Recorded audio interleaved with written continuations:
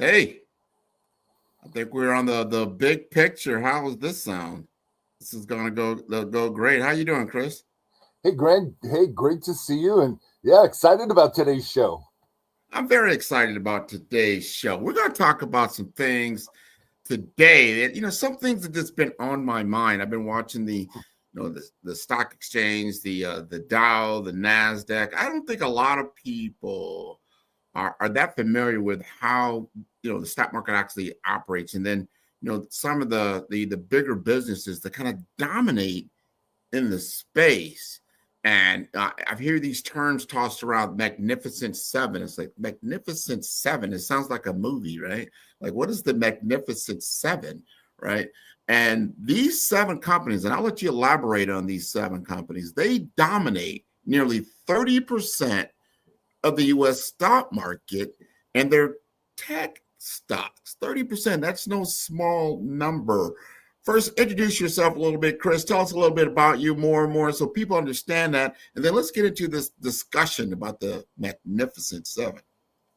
Hey, Grant, really, I really like this topic. And I got a couple of clarifications to do for you on your lead in there, which was opening up a lot of things for us. But my name is Chris Principe. I am the publisher of Financial IT, career international banker, and financial technology person who just loves this whole industry. So a couple of quick things. First, I want to make really clear, Grant, and I'm sure you do too. We are not giving out investment advice here. Nope.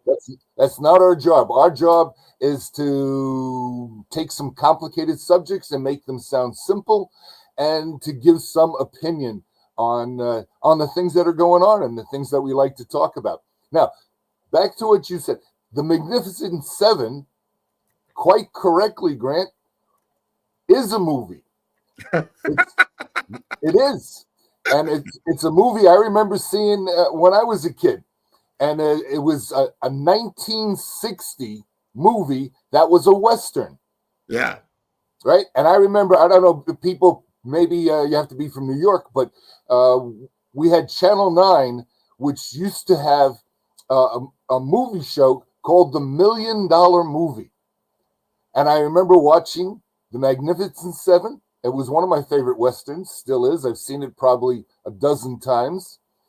So that's the clarification on the movie part. You're 100% correct. Definitely a movie.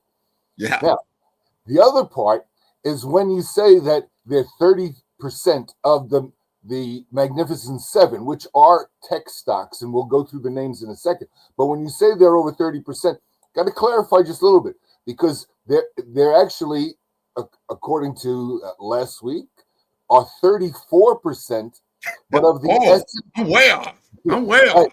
But of the S&P 500, not of the whole stock market. Got it. I mean, the whole stock market to be 34% would be truly dominant. Truly. So, Grant, let's talk a little bit about who are the Magnificent Seven. So, yeah, I think a lot of people would recognize just about every one of these companies' names. And I'll go through the list, just really quickly so everyone knows who we're talking about, right? And there's Alphabet, which is Google, right? That's very well known, very large company, certainly tech. Amazon, equally well known, also very large. Apple, again, we're at the well-known tech company. Meta, which is Facebook, right? You might have heard of Microsoft. They're right up there, part of that Magnificent Seven. Now we get to the last two, which people may not be as familiar with, which is NVIDIA, which is the semiconductor manufacturing company, largest in the world, and really, I mean, some of the things that they're doing to be able to allow our technology to actually work is truly amazing. Particularly now they've gone very strong into the space of AI in building semiconductors for AI. And then the number 7 one, it's kind of a little bit of a shift right now, because number 7 had been for quite some time Tesla. Yeah. And everyone's familiar. Tesla makes the electric cars owned by Elon Musk. And it's always been one that's kind of struck me differently, Grant, and I'll tell you why. Yes, you could say it's a car company, but certainly technology is where they've made their mark in terms of the auto industry. But when I look at Tesla, I just personally, I just see an overvalued stock. I see that when you look at performance and you look at the actual numbers, that it's hard to justify the value and the selling point of those shares. Unlike the 6 previous companies I've named, whose performance either is at the place it should be for that kind of valuation, or maybe they're even a little undervalued. But Tesla, on I guess on the strength of new technology in the car industry and coming across electric cars, I would also say that Elon Musk and the ownership of X, or what used to be Twitter, also probably contributes to that. I mean, he's I don't know what he is today, Grant. Maybe the richest person, the second richest, the third richest. He's in that top 5 in any case, and he's somebody that's very heavily followed whatever he says, and that absolutely has an influence on the share price. Uh, you know, I grew up in New York City, and one of the things that I always heard from down the street is the market moves on rumor. Once something fact, it's too late. Don't bother, right? And Tesla, I think, has had an excellent run at running based on rumor, right? Now, today, though, there are a lot of people that are replacing Tesla in the Magnificent Seven with a stock called Broadcom. And Yeah. Broadcom is, I guess we could say it's technology, but I Oh, guess, no, it is. They bought a VMware. I mean, there's a lot going on in that space as well. well, so that's what we look at. Now, it's also kind of interesting, Grant, because a lot of people even narrow it down further, and will call the same group, less 2 of them, the Fabulous Five. Uh-huh. Now, I mean, I grew up at a time when the Fabulous Four were wonderful, and that was the Beatles, who was legendary, probably one of the all-time greatest, right? But here in stocks, we talk about the Fabulous Five, which are the first 5 I mentioned: Google, Amazon, Apple, Facebook, and Microsoft. Mm-hmm. So kind of interesting that that we have these 2 kinds of views at them, and one of the reasons why they do capture so much of the S&P 500 is both the size of the company and the tradings of the stock. So, Chris, let yeah, me ask you this. This is interesting. So I think there's confusion in population and people around these types of things. You just brought up a great point. There's the S&P 500, there's the NASDAQ, and then there's the Dow. What is the difference between those 3? well, it's I don't want to say that it's competing companies in terms of how you would look at it if you were looking at industry, right? You know, in some ways they're complementary, but it's really different segments of the same stock market, right? So the Nasdaq is the exchange that really encompasses most everything. I mean, you can go from the pink sheets all the way up to the Fabulous Five, the Magnificent Seven, right?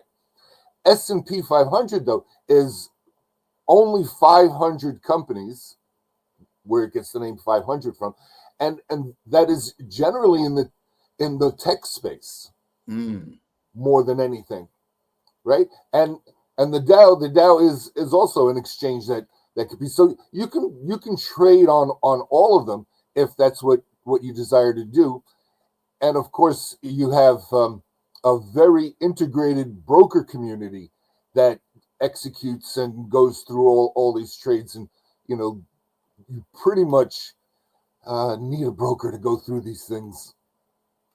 Kind of the interesting part. It's almost like, you need to be a lawyer to become a judge, right?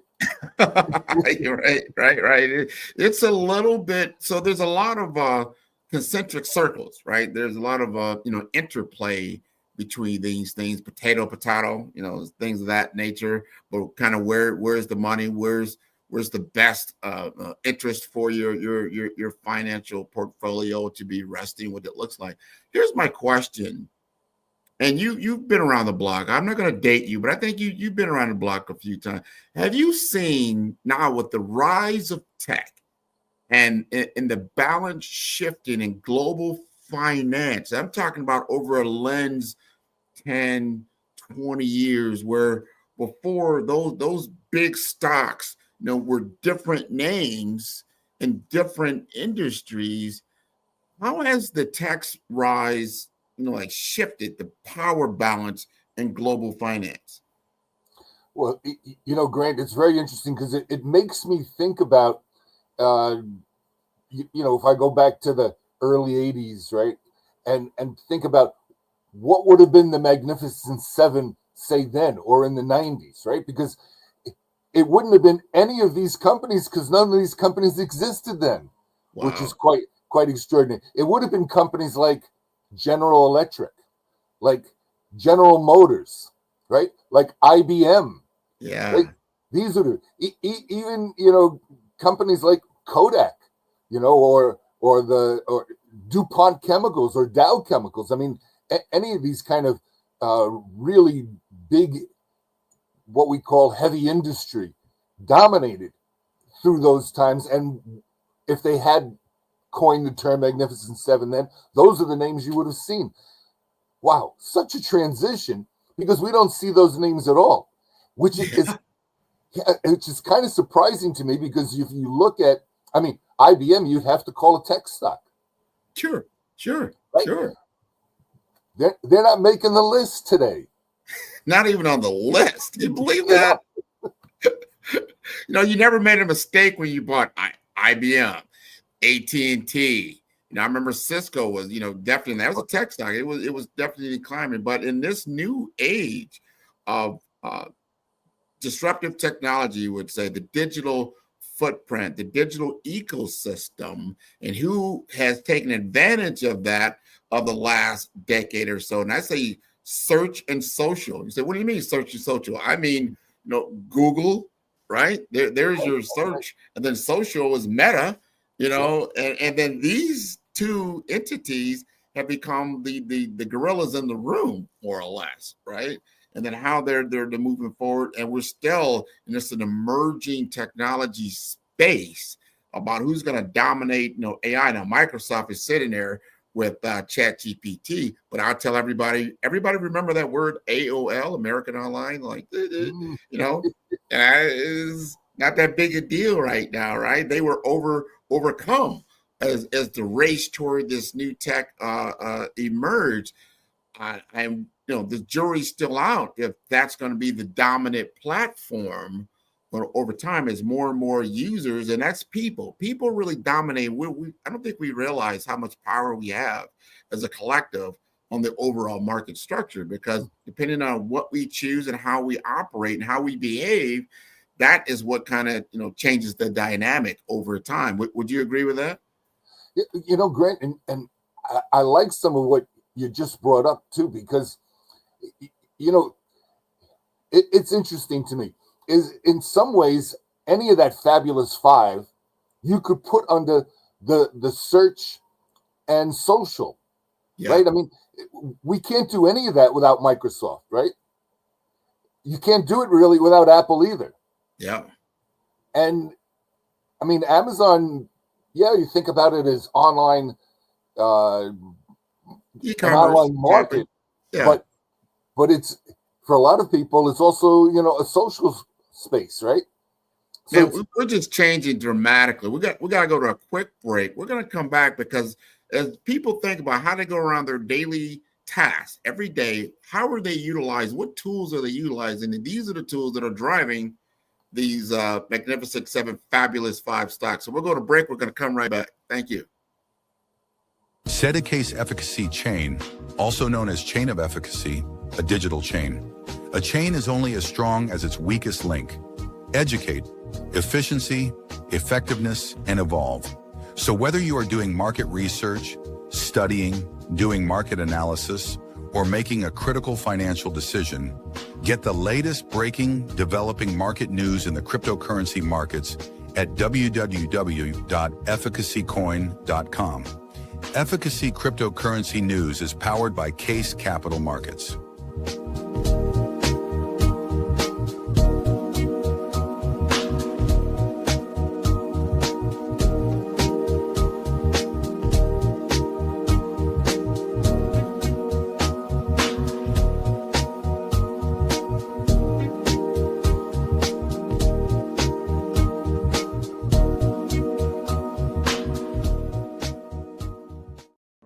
Reimagine a world where the Caribbean is seamlessly connected, where our people, our cultures, and our economies move freely across the islands. This is Connect Caribbean, more than a ferry service. It's the heartbeat of a new era, an era where economic opportunities expand, where trade flows freely across our seas, and cultural exchange flourishes. We are linking businesses, empowering communities, and reigniting the hope for a truly integrated Caribbean. Together, we're shaping a brighter, more unified future for the Caribbean. Connect Caribbean, connecting our islands, our people, our future.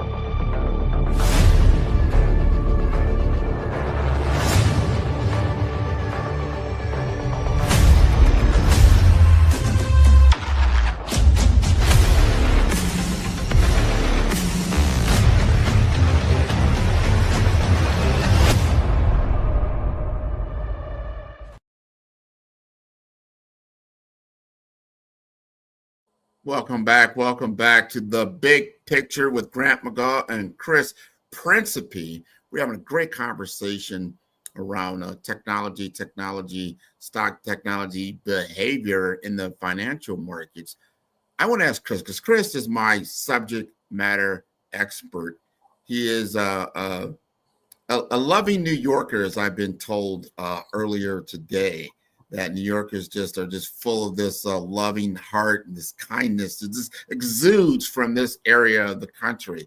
So, which is such a jovial personality. I want to ask you a real quick question, Chris, because I think it's important to understand what I just was alluding to earlier, how volatile these markets can be depending on consumer behavior. And from your view, is the financial system really prepared for how quickly tech can change as far as valuation models and risk, especially in today's world where things can change fairly rapidly? Well, Grant, it's really interesting because tech does that to us. And we've seen, just over the last couple of decades that the changes come and they come quicker and they come quicker. And things we were doing yesterday are outdated tomorrow. So, yeah, that is really true. But when we talk about the Magnificent Seven, particularly the Fabulous Five, right? Mm-hmm. There are underlining consistencies between all five that will pretty much keep them in a dominant position for the foreseeable future. You know, they have, of course, good market centrics, right? So their numbers are good. Their ability to have business, and most of them, if you look at, it's repeating income type of business, right? And this is a model that Wall Street has come to prefer, right? Rather than a company that, you know, sells a product and then, you know, has to go back and look to sell another product. You know, people, you know, with Microsoft, I mean, you know, you buy and you have a subscription to their services, and you're just paying them. When you think about the hundreds of millions of people paying, there's some pretty good underlining numbers that substantiate what they're doing. Along with that, those companies have all done a very good job of investing into new technology, into new things. And whether that's organically, internally bringing up these things, for instance, as Apple has been a leader in doing, or it means by acquisition, as we spoke about with Microsoft ChatGPT, right? So I think we'll continue to see that out of all five of them, and possibly extending a little further. But that will keep them in this position for quite some time. And just to give you an idea of how that's working, you know, we mentioned just before, 34% of the S&P 500 is now those 7 stocks, right? In 2023, it was only 28%. So the year-on-year growth for them, you know, it's pretty substantial. And I mean, does it mean that we could see 50% of the S&P 500 just in those handful of stocks? Yeah. I mean, I hear what you're saying because of what is, and I look at ease of use. I think where their genius lies is that for the common person, like let's just say Microsoft, for instance, a Microsoft license costs you $6 to $10 a month. It's very affordable for a lot of different people. They changed their model. To your point, you used to go to a store, maybe you went to a Best Buy, you had to buy this operating system, right? The Microsoft operating system. You had to get the suite of products and whatnot, and it might cost you, I don't know, it was $100 and some dollars or so. But that $100 could be a threshold for a lot of people all at once, to where they're not going to go and buy that, you know, software, or they start to pirate it in other ways. They're like, hey, you got one, let me copy your copy. So like, hey, you know, we're losing market share, but you know what? Let's change the model to where it's pretty affordable, $6-7 a month. It's not going to kill anybody, you know. And they made the model kind of, you know, very secure. I like what they did when they did it, because they didn't understand what they were doing when they first did it. They went to this software subscription model, or software as a service model. And it was very, very smart. When you look at, you said Apple products.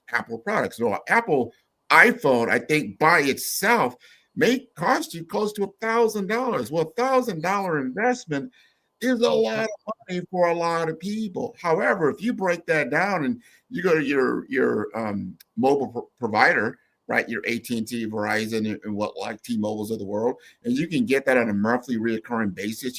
They factor in the cost of the phone into your monthly payment, so you really don't even notice it. It may add another $20 or something to your overall bill, and you can constantly upgrade. Here you go. You can constantly upgrade to that next model, and it's not a big hit to your particular bottom line.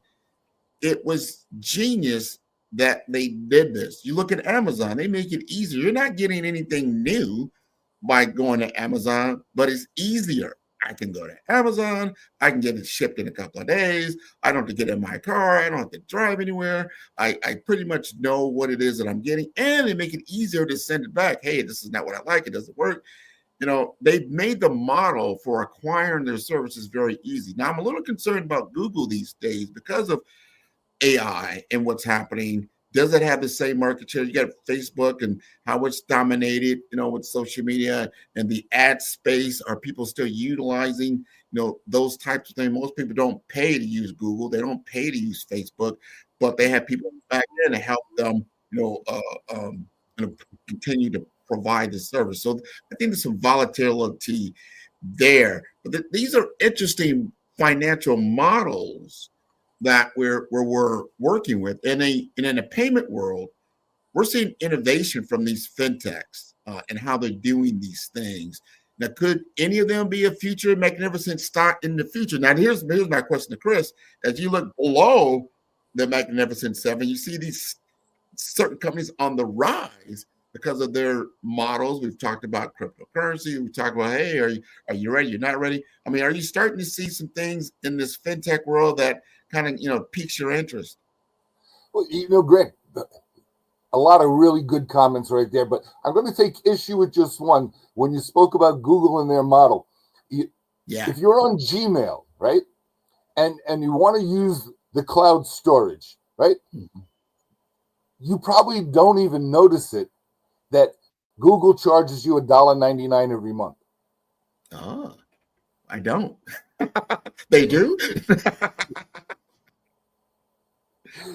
So and what you talked about quite correctly, we've gone from the software license model to the subscription model to now just the recurring income model, right? Where they really don't have to do anything and they've made it very easy. And it's the same as also, I like your example on the telephones, right?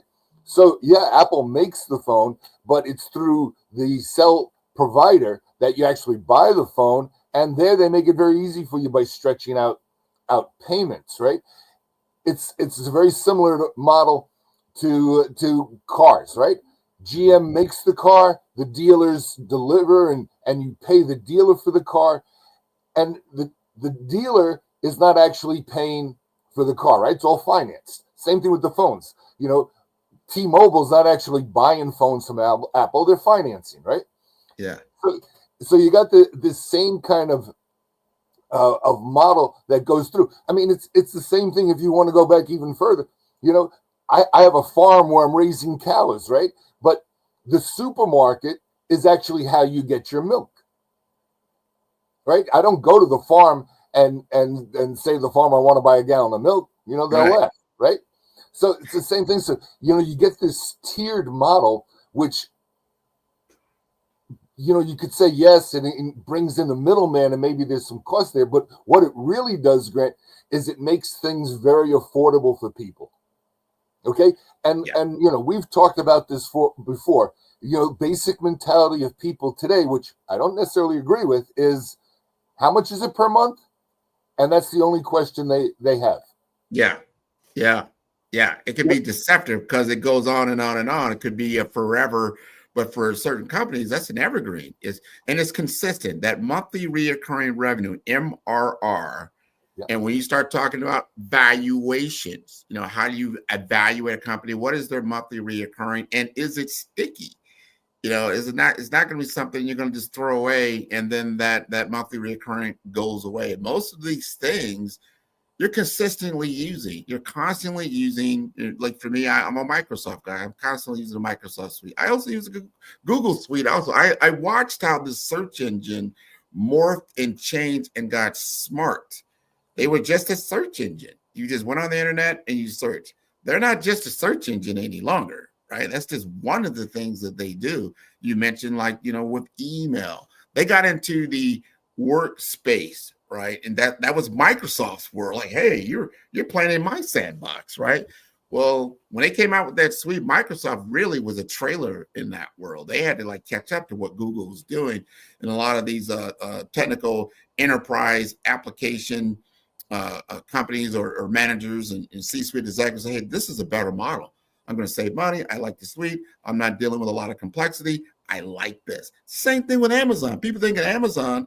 Guess what? Most of their money is not made on logistics, on buying and selling products, right? It's really on what you call AWS, Amazon Web Services. Mm-hmm. This is the cloud, people. They supply the cloud. The cloud or the compute. They say, we got all this compute that we have sitting on the sideline. Why don't we just lease it out to other people that may need that type of compute and storage for their own use?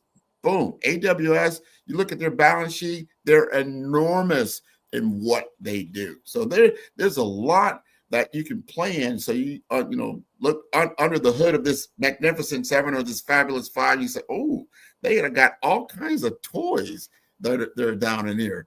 I want you to ask or talk about valuations. Now you're in this financial IT world. Do you see? You kind of talked about. You alluded to it with Tesla. Is it overvalued? Maybe it's undervalued. How do people come to those determinations of valuation? Well, Grant, before we go to this, because I just want to do one quick thing, and then we'll go to break, and we can start up with that. That's right. Great example when you talk about AWS, right? So AWS is part of Amazon, okay?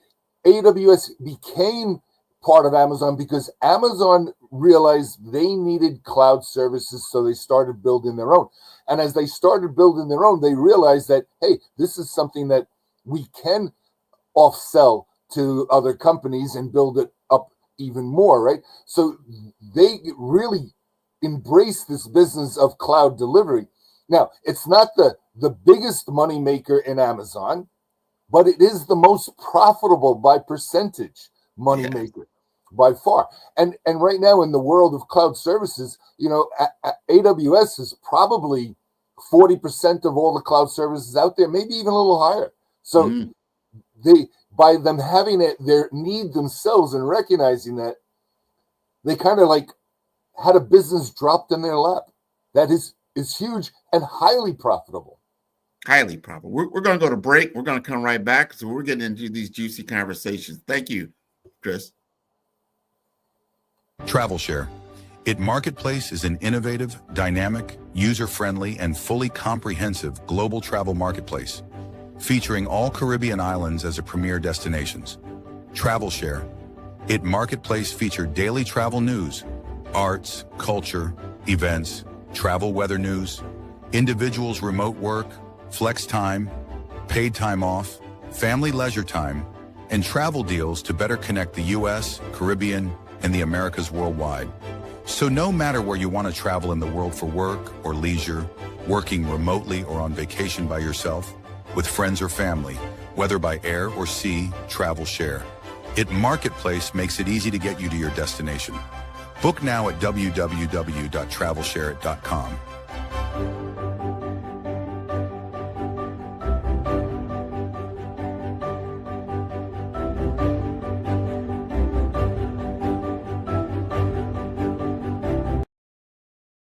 In today's fast-paced financial landscape, access to capital is the key to success.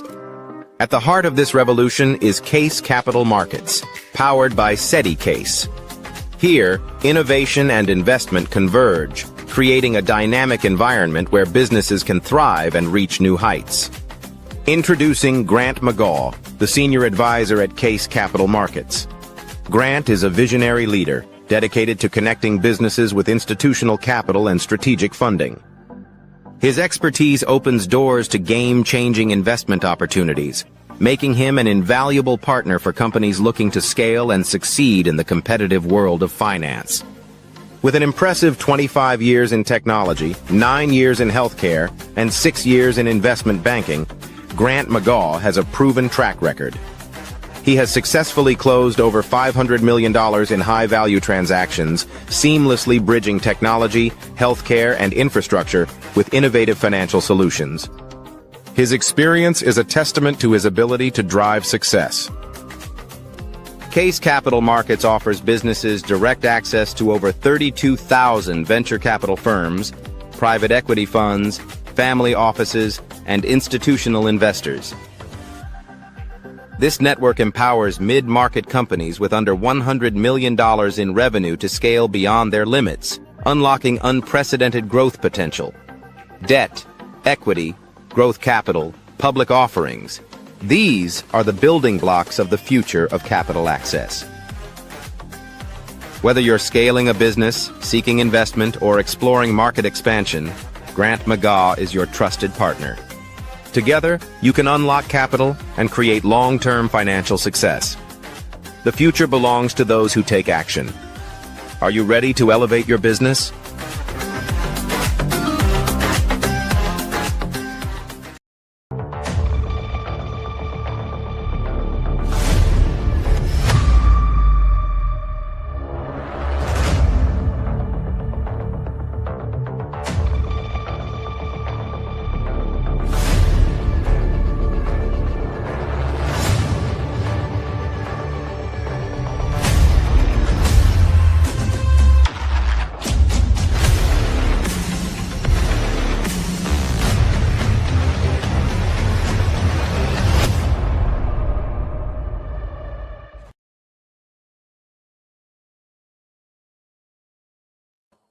All right, all right. We have returned, Mr. Principe. And first of all, thank you again for being on the show. You've been giving us some great, great insight. These are questions that really, have come to the forefront, and I think you gave some really good clarity around this. And we were just about to talk about valuation. Valuation, I think, is something that's very important. And you kind of alluded to some of these things even earlier about, in the world of Tesla and the story that Elon Musk, tells, because he has a great brand. I mean, people, whether you like him or not, he's a well-known figure, no matter what. And he, what he says, changes markets. I want to know, how important is like storytelling and leadership and building a brand that commands $1 trillion valuation? Whew. Well, I mean, really, when you think about almost anything in life, it's all about the story, right? This is what gets people initially interested. This is what keeps them interested in that topic, and this is what wants them to want to know more, right? And I really think for a good story, you need all those three things. Yeah. Right. So when I look at those things, I might look at them a little different than you do yourself, because you're really the top expert when it comes to brands and building and those kind of things, and I look at things more from of the fundamentals and where are we at today with it, and how is that brand viewed and looked at and potentially going forward in the future. But my view is not a building view. So when you look at any of those companies, whether it's the Magnificent Seven or the Fabulous Five, what do you see they did right? What I see in what they do and what they did, I would put it like this. I look at Apple. You had a Steve Jobs. He was coming out with something that hadn't been utilized before. We weren't utilizing smartphones like a Apple iPhone. That was very new. You were into flip phones. You had a Motorola or a Nokia. It was still a phone. So, but he came out and he presented. Everybody still remembers this probably to this day. It's probably, of all the CEOs and all the different companies, all the techs, everybody remembers when Steve Jobs came out. He wasn't overly dressed. He was very, very plain. But he came out and he said, I'm about to change the world. And he comes out with this Apple phone and he's sliding it with his finger. And you're like, whoa, well, that's interesting. How can he do that? Because it wasn't really a phone. This is where I still think we suffer as far as really calling some like a cell phone what it really is. It's not a phone. It's a computer. It's really just it's a mobile computer is what it is. The phone is just an application, but it was a very popular application, right? But once you can put your email on that phone, it starts changing the game. It could start to communicate much more than just your standard, just, hey, I'm going to put in these 7 digits and get somebody on the phone. Now you had video calling that you could do, video conferencing on the phone. You can get to other applications that you normally would get on your desktop. I remember the day when that happened for me, and when I could get my email and I could get my company applications on my phone, my mobile device, I was sold. This was fantastic. But the way he told the story and the way he continued to tell the story, people were more buying into Steve Jobs than they did anything else. I think Bill Gates did the same thing. These were powerful, personal brands. This is what I'm getting to. I even go before them. I always loved Lee Iacocca. I remember Lee Iacocca today. If you ask me who is the CEO and chairman of the board of Chrysler Corporation today, I'd be like, I don't know. I have zero idea. But I knew that guy because he had a way of leadership, of storytelling to make you go out, and he saved Chrysler. I don't think Chrysler also came out with something super innovative as far as a vehicle, but he came out, put his personal stamp on it, and people began to buy into that. You look at now Facebook, you've got Mark Zuckerberg. Now he's put his face on the brand of Meta, and he went all in on metaverse. It didn't go as successful as he would have liked, as we have seen, but he put a lot of money into it. People say, hey, this is interesting. Not to say it won't come back in some form or shape, but people remember that he was the face of that brand. So you start looking at the face of the brand, And that is really the base of the story. I think businesses fail when they try to like just make it the business to be the face of the brand. Like IBM, for instance. Who's the leader of IBM? Who was ever the leader of IBM? I don't even know. I have zero idea of who or what that is. But I think companies are starting to understand that you're better off when you have an individual who can truly tell your story at a high level and you can get buy-in. And it comes back to that. Valuation is in the eye of the beholder, right? That's what it is. It's a valuation. It's not an actual transaction. And this is what I think people get confused when they look at, well, why is it valued at billions of dollars? And everybody wants that, oh, I want $1 billion valuation. That's potential. You could potentially could be at that level. But can you sell a story that you can see that? Because that's what people, like you said earlier, rumors drive, the markets.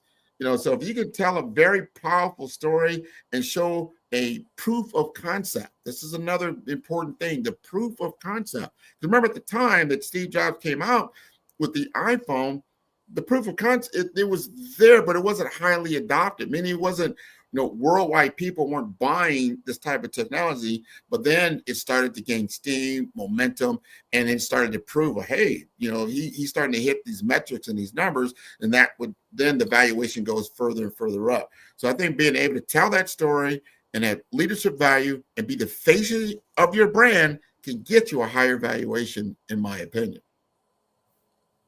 Well, Grant, I mean, you hit upon like a dozen things there. And I think that the thing that really, struck me was, like you, I remember Lee Iacocca, and chairman and CEO of Chrysler.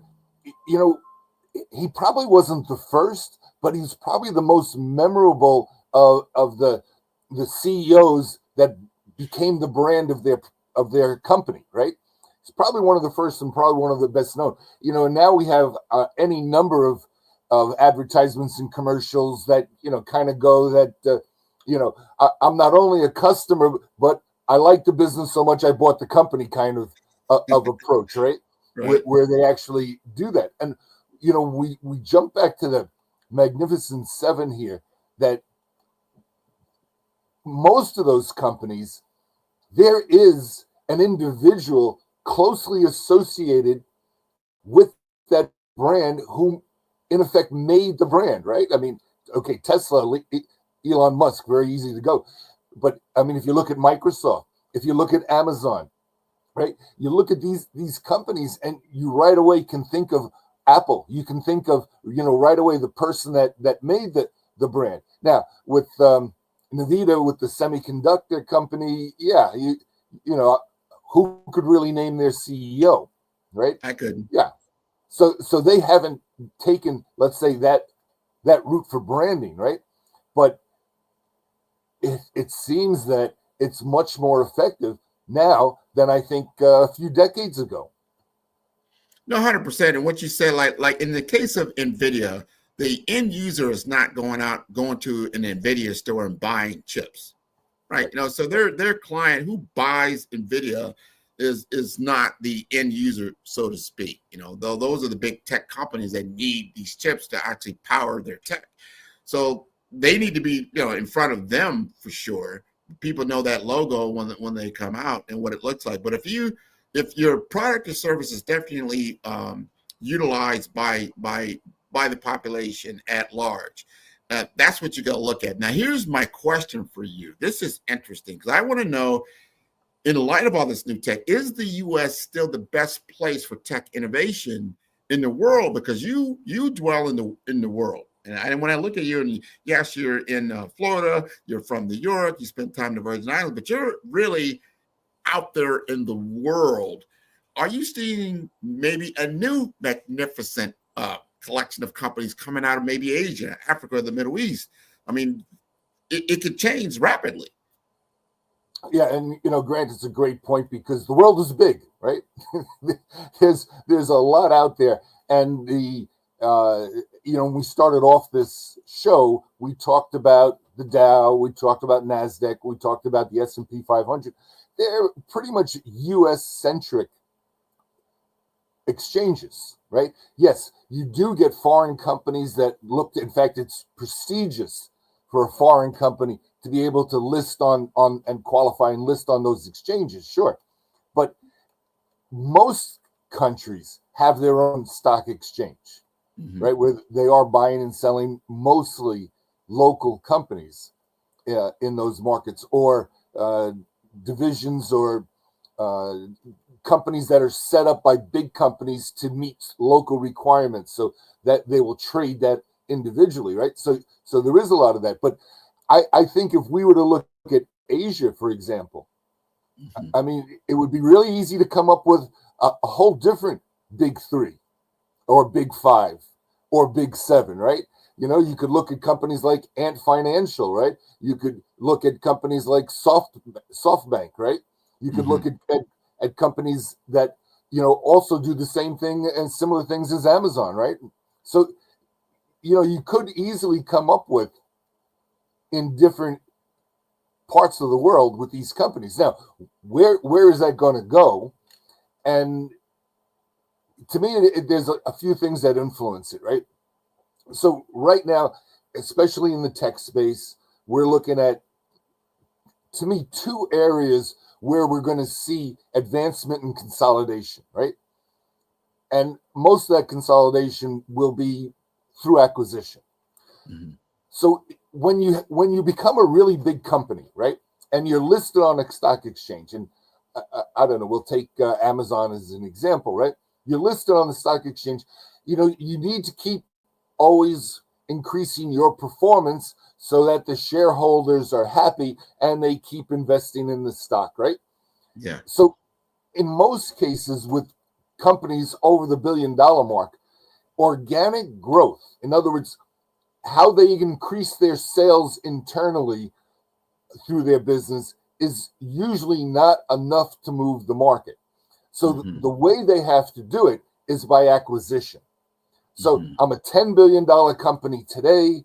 If I want to show 10% growth, I have to go out and buy a $1 billion company, right? Makes sense. It's going to be very hard for me to show $1 billion of new business in a year without that, right?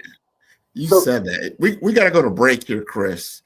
And this is important, but then we'll wrap up, because I think we've hit on some really important points. The audience has got like, yeah, I'm leaning in for what you're telling us. So let's keep that thought. We'll come right back. Graham, what we'll do is we'll point out a few things that people should be watching going forward. I love that.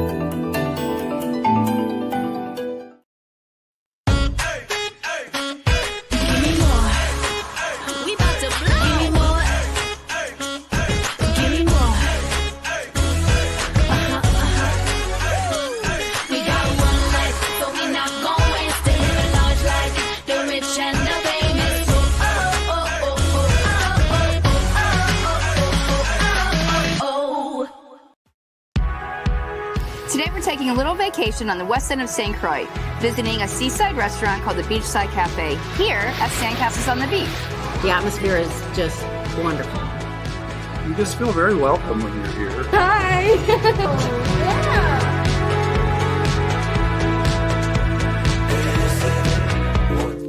I'd like to introduce Chris and Ted, who are the owners of Beachside Cafe and also Sandcastles on the Beach. This is amazing! Thank you. Sandcastle on the Beach is quiet and friendly, relaxing. I often entertain guests, and this is the one place I always try to bring people. Tell us a little bit about the hotel. Well, the hotel is a 25-room hotel. We have 10 different room types within that We also have, of course, our greatest asset, the ocean out there, which our side of the island is very calm typically. So it's the best swimming beach and also great for snorkeling. And just walking, doing a nice walking beach tour. Absolutely. Yeah. Best beach access is right here, so we love them. And we're also fortunate we have just up the way Sandy Point National Park, and then Frederickstead Town is just a mile away. Mm-hmm. And so we're really fortunate to be in this perfect spot. All right. So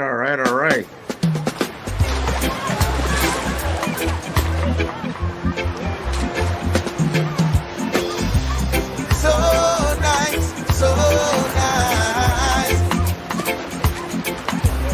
So nice, so nice.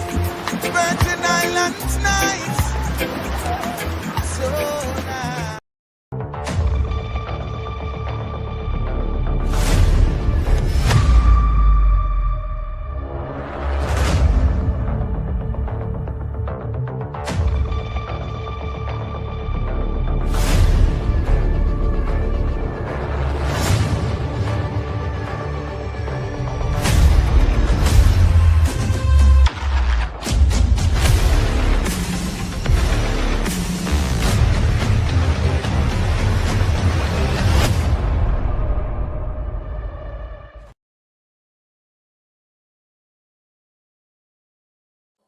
All right, Chris.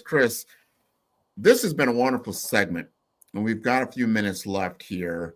And you brought up some great points before our break that you want to give the audience some tidbits of information that they can really start taking a look at their own portfolio and just get some food for thought. What are you thinking? Well, what I'm thinking is, again, we're talking the Magnificent Seven, right? And when we're discussing them, in general, we're discussing big companies and how do they move, how do they grow? And it's only through growth do they stay attractive to the stock market. And as we went through some examples earlier, they've grown from 2023 at 28% of the S&P 500 to now in 2025, 34%. So how do companies like that and companies a little further down the list continue to grow so that you who are interested in what's going to happen in technology, interested in maybe your own portfolio, can look at? So I look at two things that I believe will happen in the market where we'll see consolidation, and that consolidation will take the form of acquisition. And again, these big billion-dollar companies, the way they can grow now is through acquisition. Okay, so the two areas, of course, AI, artificial intelligence, is one of them. We've already started to see the beginnings of some acquisitions, right? ChatGPT, huge, right? We're going to see a lot more of that in that space. And I'm going to point out just a couple of companies, a couple of names that you might want to keep in mind, right? So in some of that a little lower level of companies, but fast growing ones, are companies like Zendesk, Tiger Analytics, right? Jobot, right? These are companies that we should be thinking about and we should be giving some view to, because it's companies like that will be the acquisitions later this year, next year. These are the kind of companies that will come, the big companies, the Magnificent Seven, for example, will be looking at, because they're big companies, but the Magnificent Seven, their size is, beyond comprehension almost. They have no problem swallowing up any of these companies, right? Yeah. And in particular, I like Zendesk as one to be acquired, because Zendesk, what they've made their business doing is providing a service model for companies, right? So if you're a company and you got you make a product, it's a physical product, a lawnmower, okay? When you need service or parts or repairs, right, the manufacturer no longer handles that themselves. It's a company like Zendesk who specializes in that service direct to the consumer, and the in-between to the company. So this is an area that every business needs. Mm-hmm. And when I look again at the Magnificent Seven, or even a little bit further down on that list, this is the kind of companies they like to look to acquire, because it goes back to what we said earlier. We went from the license model to the subscription model to the recurring revenue model. Zendesk is a company that is built on recurring revenue, right? So, nice. And I just pick them out because it's one I happen to like. But you need to look at companies like that. So you need to look at companies that have a business model that can be used kind of across the board, and then has a financial model that is recurring income, right? And when we look at the Magnificent Seven, for them going in the future, there's no stopping them. I mean, they've all gone through, I guess a lot of people call cost cutting. I would call it cost controlling, right? Yeah. They've all have strengthened already strong bottom lines, right? They already have a very intricate methodology internally for innovation and for new products, and they're constantly moving down that road. So what's going to stop? Plus, they have money. Okay, and they don't even need money. They have shares. Okay, they can come in and buy you and say, "Hey, listen, I'll give you shares in Amazon. Come on over, join us." Yeah. Right? Yeah, and that works, right? So it's kind of really interesting. And then AI also presents that same opportunity. I mean, right now you see Apple integrating AI into the newest Apple phones, right? Now, if you look at, in fact, I saw a commercial for Dell. Dell now, we have the AI laptop for you, right? Which will make your life so much simpler. And they're not wrong, right? So anything on the AI side will also be able to... the layering in of artificial intelligence is already happening at lightning, at breakneck speed. What you talked about, like something like a Zendesk, you're going to start seeing customer service applications.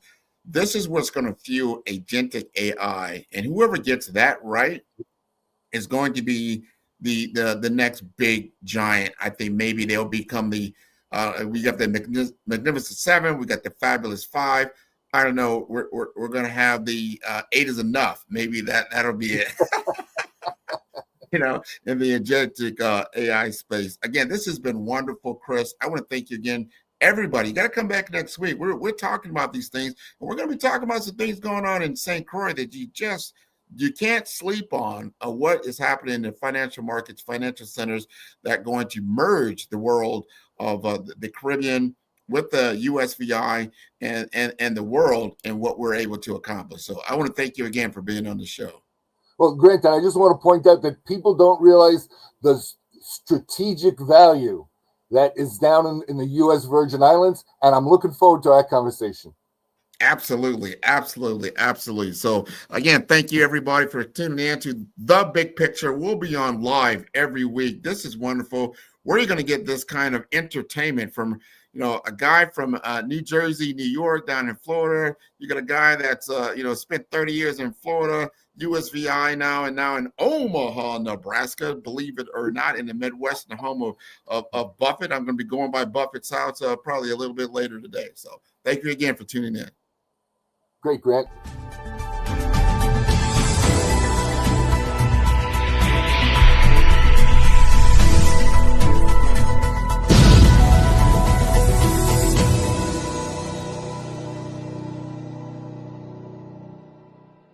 Welcome to our TV network, your ultimate destination for all things exciting and essential. From mouth-watering food to the latest in fashion, health, education, music, movies, and news, plus thrilling sports and breathtaking travel. Our TV network brings it all to you. Tune in today and experience the best of every world, all in one place, rtv.network.